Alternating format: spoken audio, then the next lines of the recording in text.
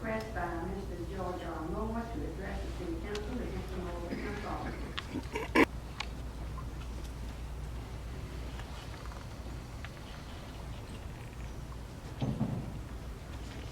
Microphone on, hopefully. As the mayor stated, I'm George Moore, 51-year resident of the city of Euless. And your address, Mr. Moore? Pardon? Your address? My address is concerning something different than the agenda states. No, where you live, the I house. live on 1104 Aransas, Thank you. Euless, Texas, 76039. Thank you. Okay. Can I preface this first by talking about the Declaration of Independence? July 4, 1776. Signed August 2nd, 1776. I see some things in there, and I've read it several times, and several things apply to the grievances that our founding fathers had placed against the King of England.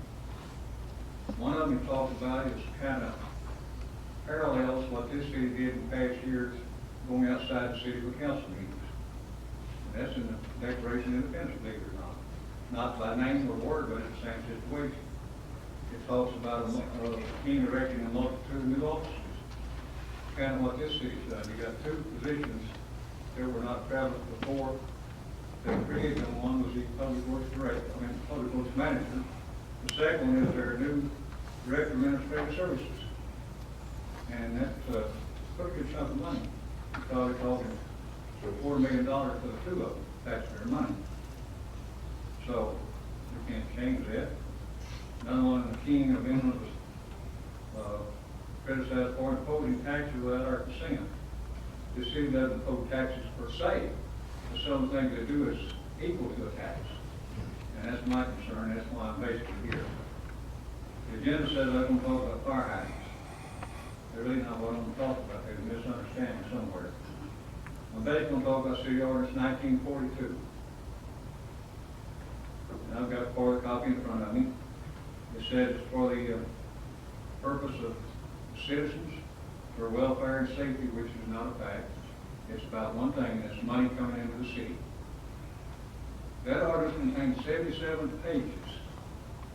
It also references the International Building Code, and International Residential Code, which is another at least 1,000 pages. It also references Chapter 4 of the International Residential Code, which concerns foundations, which I'm dealing with right now. And it does not cover any part of foundation repair.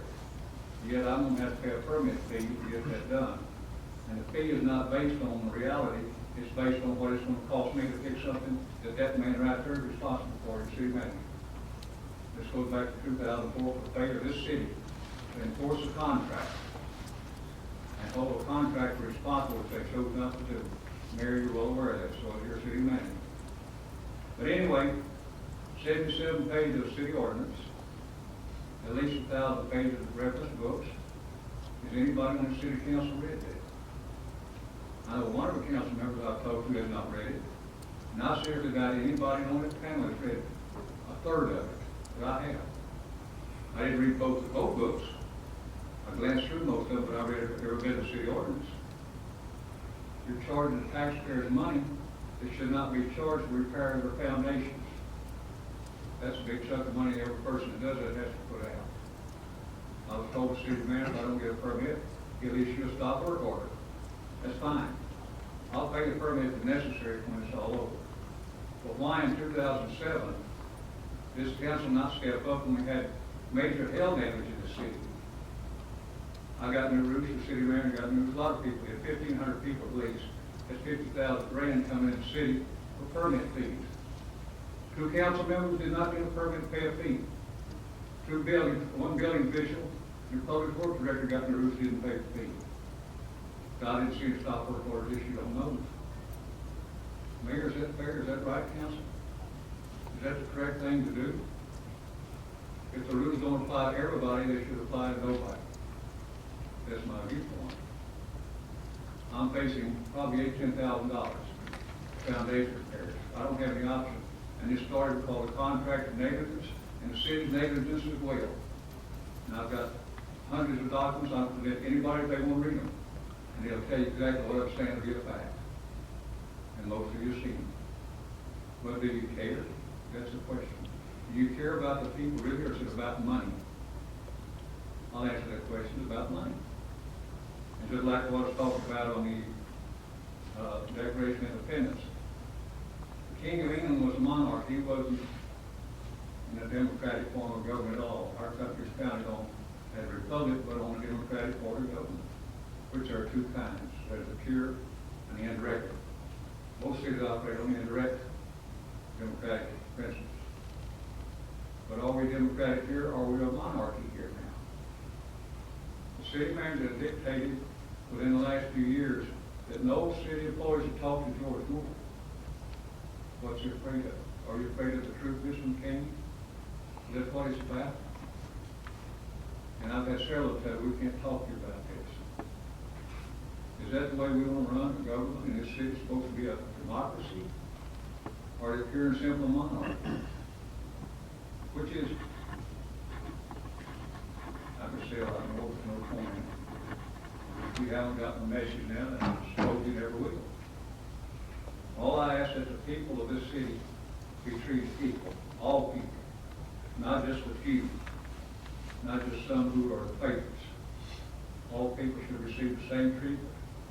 And if they're going to charge me a fee for a permit, and the city council should pay the same fee.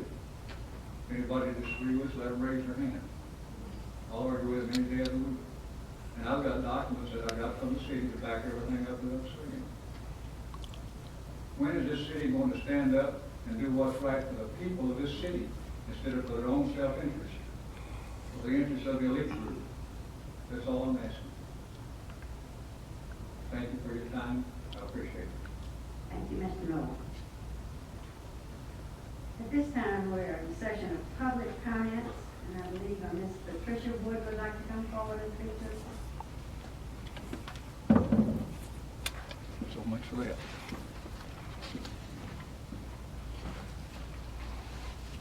Can you give us your name and address, please?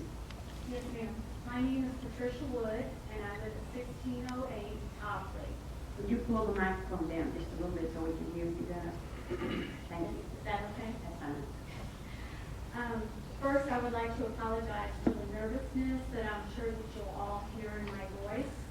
And I also wish to acknowledge the efforts of the city manager, Gary McCaney, for everything that he has tried to do with regards to shutting down several businesses on our street.